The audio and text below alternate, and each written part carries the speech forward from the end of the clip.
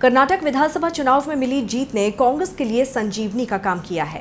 कांग्रेस अब नए सिरे से खुद को रिवाइव करने की तरफ बढ़ती दिख रही है। इसकी ताज़ा मिसाल ये है कि राजस्थान में दो टॉप नेताओं के बीच सुलह के संकेत कांग्रेस के लिए अच्छी खबर के रूप में निकली है। दिल्ली में आलाकमान की मौजूदगी में दो रूठे नाराज नेता आपस में एक हो गए, क्योंकि सवाल पार्टी का था।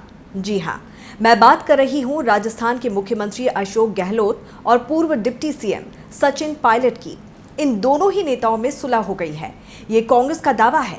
खुद कांग्रेस महासचिव वेणुगोपाल ने कहा है कि दोनों नेता एकजुट हैं और दोनों के बीच कोई मनमुटाव नहीं है। दोनों ही नेता अब मिलकर पूरी ताकत से चुनाव लड़ेंगे। तो देखा आपने, दोनों ने अपना भविष्य का फैसला आलाकमान पर छोड़ दिया है। यानी साफ है कि आलाकमान जो कहेंगे वो ये मानेंगे। लेकिन बड़ा सवाल ये है कि 4 साल से चला आ रहा झगड़ा क्या वाकई 4 घंटे में निपट गया? आखिर ऐसा कौन सा फॉर्मूला दोनों के बीच बना जिसके बाद दोनों ही चुप हैं? तो सवाल ये भी है कि अपनी ही सरकार के खिलाफ बागी तेवर अपनाने वाले सचिन पायलट को कांग्रेस की तरफ से जीवन दान कैसे मिल गया? सवाल बहुत सारे हैं। सवाल ये भी है कि क्या सचिन पायलट मुख्यमंत्री बनने से चूक गए? तो सवाल ये भी है कि क्या अशोक गहलोत का जादू एक बार फिर से कांग्रेस आलाकमान पर चल गया? इन्हीं सवालों के जवाब तलाशेंगे। लेकिन अगर अभी तक आपने हमारा YouTube चैनल सब्सक्राइब नहीं किया है तो कर लें। नमस्कार, आप देख रहे हैं जनभावना टाइम्स। आपके साथ मैं हूं अंकिता। बहरहाल,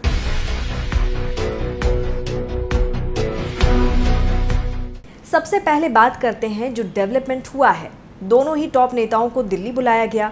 इन दोनों नेताओं के अहम और महत्वाकांक्षा के टकराव की वजह से राजस्थान कांग्रेस में लगातार उथल-पुथल मचती रही।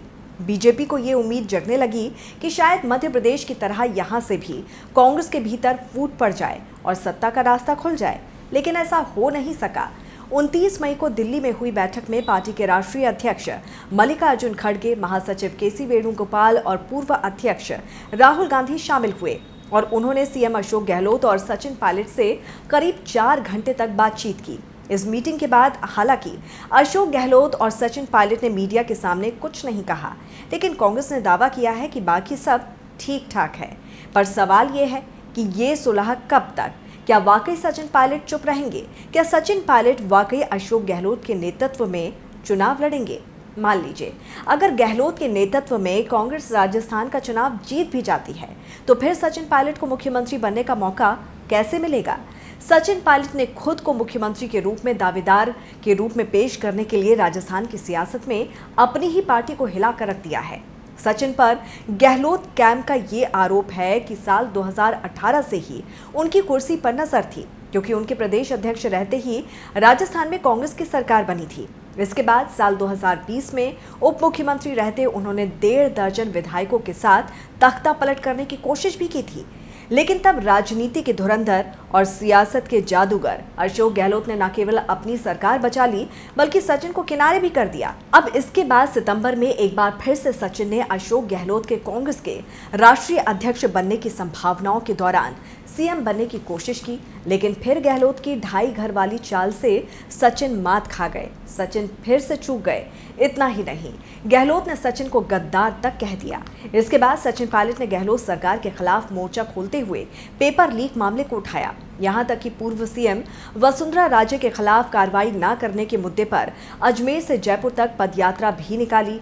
इसी महीने में उन्होंने पूरे राज्य में आंदोलन की भी चेतावनी दी। सचिन के बागी तेवरों की वजह से ही दिल्ली से उन्हें मनाने के लिए बुलावा तक आया, लेकिन सचिन ने भी नहीं सोचा होगा कि ये तो यथास्थिति कायम रखने वाला फॉर्मूला ही तय हो गया। बहरहाल, अब तक 9 बार कांग्रेस हाईकमान अशोक गहलोत और सचिन पायलट के बीच युद्ध विराम करा चुका है। हर बार कुछ समय बाद ही अचानक दोनों फिर से तलवारें लेकर रण में उतर जाते हैं। ऐसे में ये सुलह कितनी मजबूत है और कितनी देर तक, ये देखने वाली बात होगी। इस पर आपकी क्या राय है, ज़रूर हमें कमेंट करके बताइए। जुड़े रहिए जनभावना टाइम्स के साथ। नमस्कार।